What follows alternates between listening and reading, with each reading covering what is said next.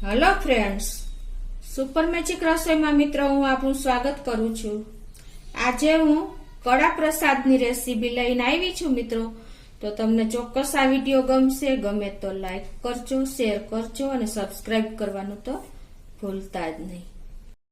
તો કડા પ્રસાદની ઇન્ગ્રેડિયન્ટમાં મેં રોટલીનો લોટ લીધો છે, ઘઉંનો લોટ, અને એની સામે મેં 1 કપ લોટ સામે 1 કપ આપણે ખાંડ લીધી છે અને એની સામે 1 કપ ઘી લીધું છે। આ ત્રણેયનું માપ એવરેજ સરખું જ છે અને એની સામે આપણે 2 કપ પાણી લેવાનું છે મિત્રો। આ રેશિયો આપણે રાખવાનો છે। તો આપણે બનાવવાનું ચાલુ કરીએ। હવે આપણે બનાવવાનું ચાલુ કરીએ તો પહેલા ગેસ ઓન કરશું અને એમાં આપણે આ જે 1 કપ ઘી લીધું છે એ નાખી દેશું અને એને આપણે મેલ્ટ થવા દેશું। મિત્રો ગુરુદ્વારામાં આ પ્રસાદ કડા પ્રસાદ ત્યાંનો ફેમસ હોય છે। જેમ કે અલગ અલગ મંદિરોમાં પ્રસાદ હોય છે કે સ્વામિનારાયણની લાડુડી હોય છે આપણે, અને આ રીતે અલગ અલગ બધા મંદિરોમાં અલગ પ્રસાદ જોવા મળે છે આપણને। તો આપણું ઘી પણ ગરમ થઈ ગયું છે। તો હવે એમાં આપણે આ ઘઉંનો લોટ નાખી દેશું। 1 કપ આપણે લોટ લીધો છે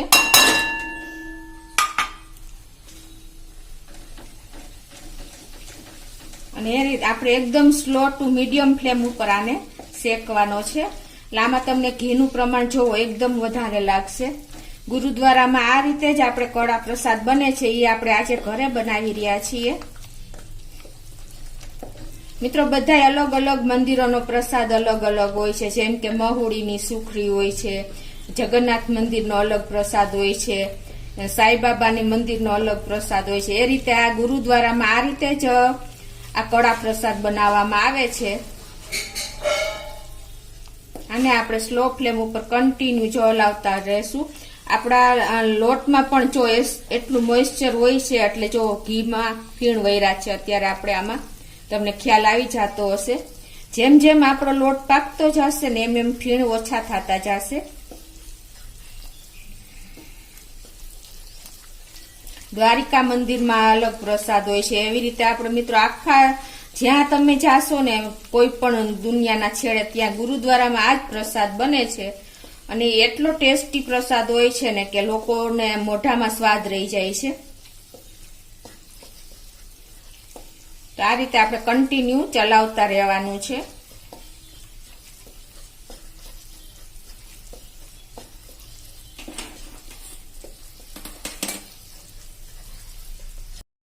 જો આ રીતે આપણે ધીમે ધીમે ફીણ પણ ઓછા થતા જાય છે, કેમ કે આપણે લોટમાં એટલું મોઇસ્ચર હોય જ છે જે ધીમે ધીમે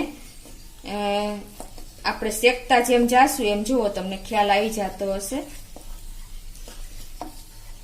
આ રીતે કન્ટિન્યુ એકદમ સ્લો ફ્લેમ ઉપર આપણે એને કુક કરવાનો છે અને બહુ બ્રાઉન પણ નથી કરવાનો। હલકો લાઇટ બ્રાઉન થાય ને ત્યાં સુધી આપણે એને શેકવાનો છે। ગુરુદ્વારના પ્રસાદમાં મિત્રો ઘીનું લેવલ વધારે હોય છે, તમે જોઈ શકો છો। અત્યારે એકદમ આપણે લિક્વિડ ફોર્મમાં આપણે કુક કરી રહ્યા છીએ।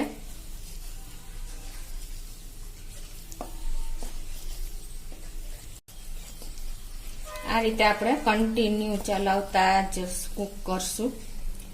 જો તમે બંધ કરશો તો આપણો નીચે લોટ બેસી જશે।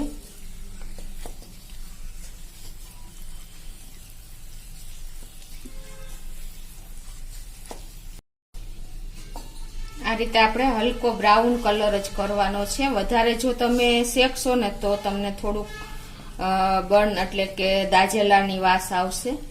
એટલે આપણે જો અત્યારે લોટ શેકાઈ પણ ગયો છે। એકદમ સ્લો ફ્લેમ ઉપર શેકાતા 15 થી 20 મિનિટ થાય છે।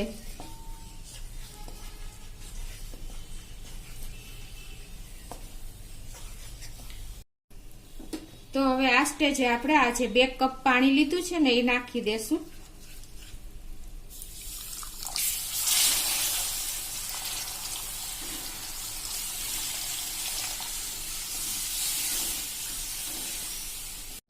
હવે આને આપણે કન્ટિન્યુ ચલાવતું રહેવાનું છે। આપણે 1 કપ ઘઉં, 1 કપ ખાંડ અને 1 કપ ઘીની સામે આપણે 2 કપ પાણી લીધું છે. આ એવરેજ એનું માપ છે. હવે આને આપણે કન્ટિન્યુ ચલાવતા આ રીતે એકદમ ઘી છૂટે ને ત્યાં સુધી આપણે આને સ્લો ફ્લેમ ઉપર જ આ રીતે ચલાવતા રહેશું. આમાં મિત્રો કોઈ પણ જાતની ફ્લેવર નથી કરતા. આ જ એની ફ્લેવર છે અને આ જ એકદમ આપણને યુનિક ફ્લેવર છે અને એનો ટેસ્ટ તમને મોઢામાં રહી જાય ને એવો આ પ્રસાદ તૈયાર થાય છે.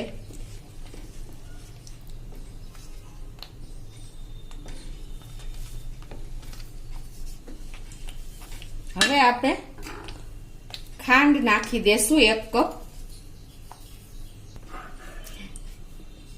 બધા મંદિરના સ્પેશિયલ પ્રસાદ હોય છે મિત્રો, તમને ખ્યાલ જ હોય છે.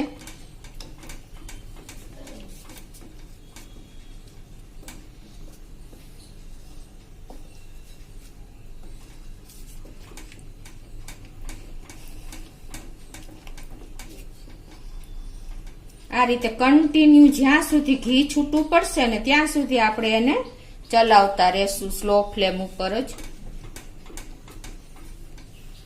જો તમને ખ્યાલ આવતો હશે કે સાઈડમાંથી થોડું થોડું ઘી છૂટું પડતું જાય છે.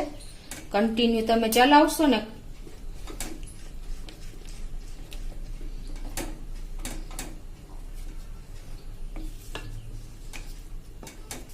શીખ લોકો એકદમ આ રીચ પ્રસાદ એનો હોય છે. તમને જોઈ શકો છો કે ઘીનું લેવલ આપણે લોટ કરતા થોડુંક લિક્વિડી હતું. તમે હાથમાં લ્યો ને તો તમને આમ ઘીનું હાથમાં ટીપા પડે ને એટલું એનો પ્રસાદ સરસ ટેસ્ટી હોય છે.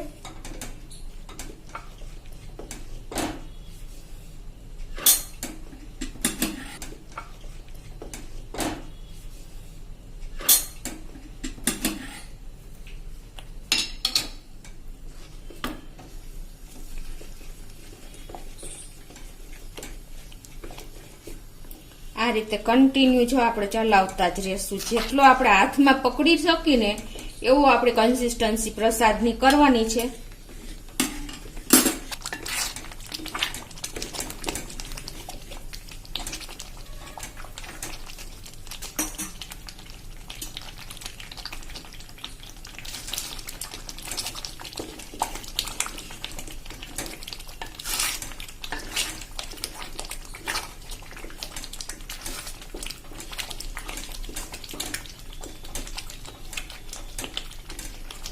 આપણે કાઠિયાવાડમાં આપણે લોકો જે શીરો બનાવી છે તમને ખ્યાલ હોય છે, એ લોટ થોડોક જાડો હોય છે. આ આપણે લોટ એકદમ થોડોક બારીક હોય છે.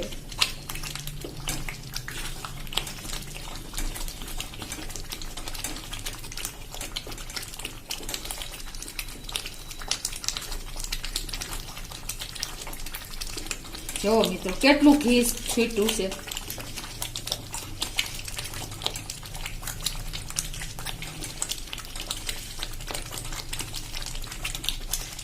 તો જો આપણે કડા પ્રસાદ પણ તૈયાર થઈ ગયો છે. તમે જોઈ શકો છો મિત્રો કેટલું આમાં ઘી દેખાય છે. આવી રીતે ઘીથી લથબથ પ્રસાદ હોય છે.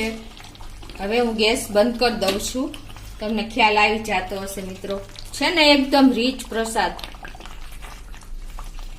જો એકદમ. હવે આપણે સર્વ કરી લઈએ એક બાઉલમાં.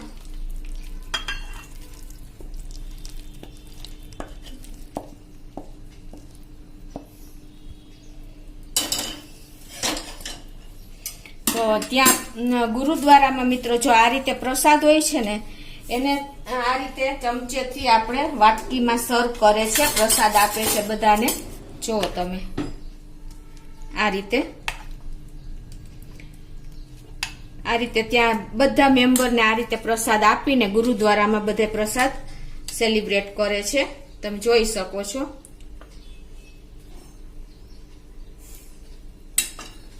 તો મિત્રો એકદમ ઘીથી લથબથ તો આપણો પ્રસાદ આ ગરમ છે. નહીતર મિત્રો હું તમને હાથમાં લઈને પણ બતાવત. એકદમ આપણે ઘી હાથમાં લાર થાય ને એટલો ઘી હોય છે આમાં. તો તમને ચોક્કસ આ ઉપયોગી થશે વિડીયો. તો તમને ગમે તો લાઈક કરજો, શેર કરજો અને સબસ્ક્રાઈબ કરવાનું તો ભૂલતા જ નહીં.